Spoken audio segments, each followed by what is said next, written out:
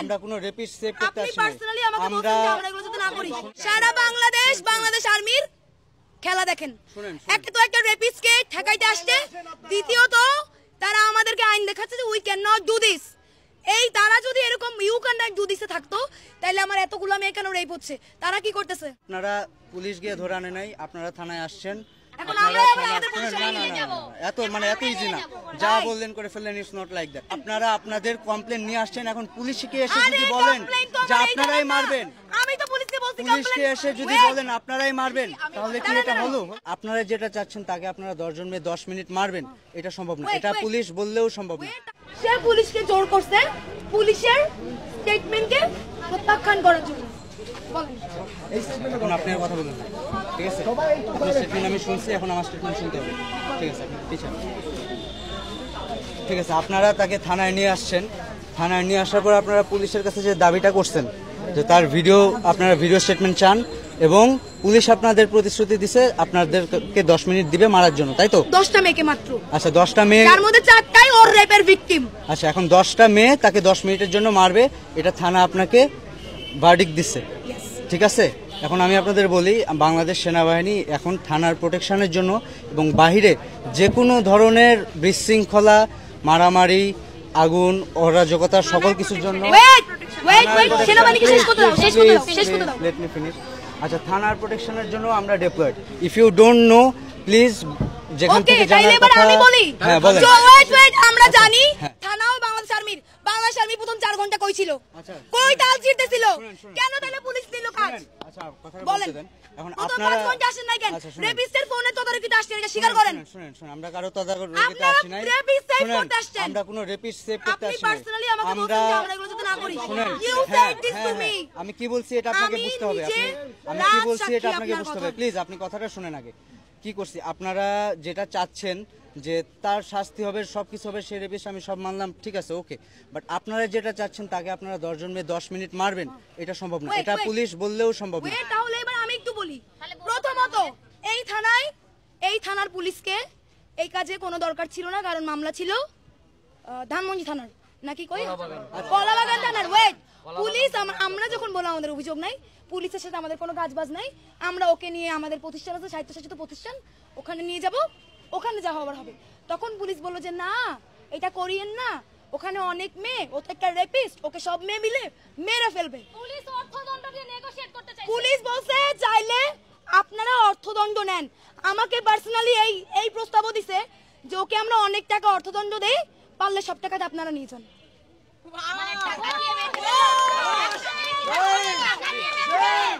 Bangladesh police গেল পুলিশের কাহিনী। এবার 4.5 ঘন্টা পর বাংলাদেশ আর্মি উদয়িত হলো, হইয়া সে স্টেটমেন্ট নেয়, সে ক্রাইমের লোকে কথা বলে। কেন? এগুলো তো আর্মির কাজ না, এগুলো পুলিশের কাজ বলে পুলিশের কাছে আসছি। যদি আর্মির কাজ হতো, আর্মি কেন শুরু থেকে ছিল না? কেন 5 ঘন্টা পরে গেল? এবং wait, it's my turn now. এবার 5 ঘন্টা পরে আর্মি এসে বললো আপনারা তো লিখিত নিছেন, আর কোনো স্টেটমেন্ট নেওয়ার দরকার নাই, আর কোনো ভিডিওতে যাওয়ার দরকার নাই। আবার বললো আপনারা এটা করছেন, ওদের এখন ছেড়ে দেন। আবার বললো পুলিশকে যে ঠিক আছে পুলিশ, আপনারা যে প্রপোজাল ছাত্রদেরকে দিয়ে এখানে দাঁড় করে রাখছিলেন একজন রেপিস্টকে মারার হাত থেকে বাঁচাইতে, সেই বক্তব্য আপনি প্রত্যাখ্যান করেন। আপনি এটা বলেছেন কিনা? অবশ্যই আপনি বলেছেন। আপনি আমাকে বলেছেন যে তার স্টেটমেন্ট তো হয়ে গেছে, এখন আর ভিডিও করার কি দরকার? You said this to me. আমি তাকে বলছি, you said this to me. শুনুন, কথাটা শুনেন। আপনারা তার ভিডিও স্টেটমেন্ট নিতে চাইছেন, ঠিক আছে? আপনি বলছেন না। হ্যাঁ, আমি না বলি নাই, আমি বলছি যে তার স্টেটমেন্ট শুনেন। আপনি আমার কথা শুনেন। আপনি আমাকে বলছেন যে সে স্টেটমেন্ট দিচ্ছে, আমি বললাম তার স্টেটমেন্টটা নিয়ে আপনারা কেস করেন। আপনারা বললেন ভিডিও স্টেটমেন্ট চান, ঠিক আছে? তাহলে পরে যখন সে রাজি হচ্ছিল না, তাকে আপনারা গায়ে হাত দিবেন, তখন আমি বললাম ঠিক আছে আপনারা স্টেটমেন্ট নেন, ভিডিও স্টেটমেন্ট নেন।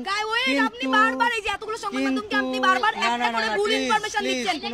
অবশ্যই একটা করে ভুল ইনফরমেশন দিচ্ছেন। আপনি বলছেন আমরা মারবো, আমরা মারার প্রপোজাল আমাদের ছিল না, বারবার বলছেন এটা কারেকশন করে বলেন। প্রপোজাল জারি থাক, পুলিশের থাক, আপনাদের থাক, we can not let it happen.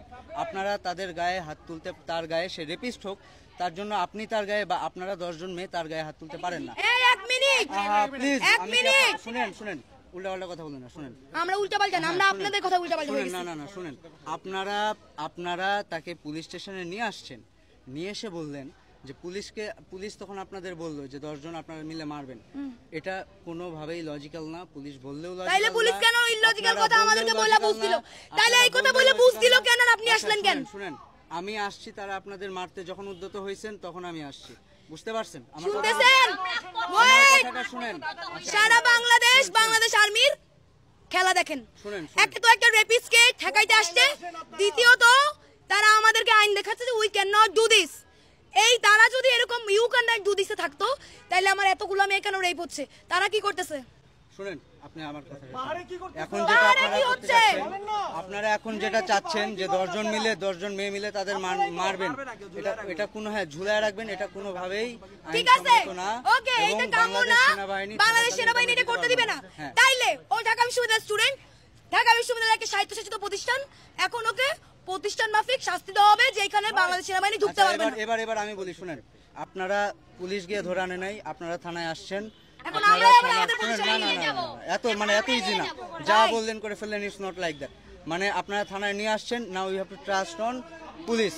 এবং পুলিশের শুনেন, এখন পুলিশ স্টেশনের এখানে দায়িত্বে আমরা আছি, আমরা কোনো গেম খেলছি না। আপনারা আপনাদের কমপ্লেন নিয়ে আসছেন, এখন পুলিশকে এসে যদি বলেন যে আপনারাই মারবেন, পুলিশকে এসে যদি বলেন আপনারাই মারবেন, তাহলে কি এটা হলো বলেন? এটা হলো বলেন? সে রেপ কথাটা উল্লেখ করেনি, আপনি তাকে জোর করেন নাই। আচ্ছা শুনেন, সে রেপ কথাটা উল্লেখ করবে, সে রেপ করেছে, সে কথাটা স্টেটমেন্টে উল্লেখ করবে। তার থেকে স্টেটমেন্ট নাই, এটাতে আমার কোনো নেই। আমার একটা মাত্র কনসার্ন যে আপনারা আইন বহির্ভূত, এটা প্রোটেকশন না, প্লিজ বুঝার চেষ্টা করেন। Protection is something else. আপনারা 10 জন মিলে একজনকে মারবেন, এটাকে কেউ ভদ্রতা শালীনতা